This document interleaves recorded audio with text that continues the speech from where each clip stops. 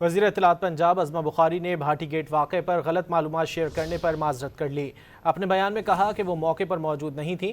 Rescue سے ملنے والی غلط اطلاع آگے پہنچانے پر افسوس ہے۔ وزیر اعلیٰ پنجاب مریم نواز کو استعفے کی پیشکش بھی کر دی۔ مریم نواز نے عظمہ بخاری کو بے قصور قرار دے دیا۔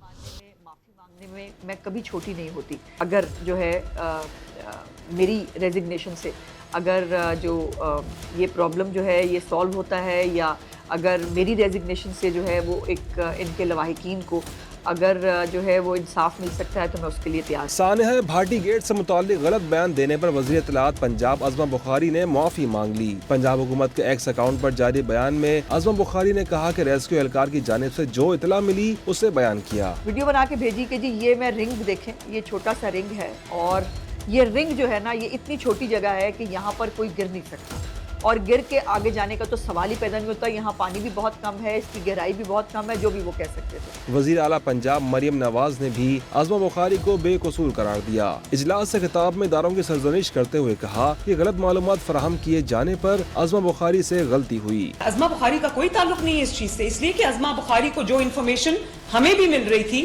آپ سب کو مل رہی تھی، وہی انفارمیشن عظمہ بخاری کو بھی مل رہی تھی۔ ریسکیو ادارے کی جانب سے غلط معلومات ملنے کے باعث عظمہ بخاری نے کہا تھا کہ مین ہول میں ماں بیٹی کے ڈوبنے کی بات میں صداقت نہیں۔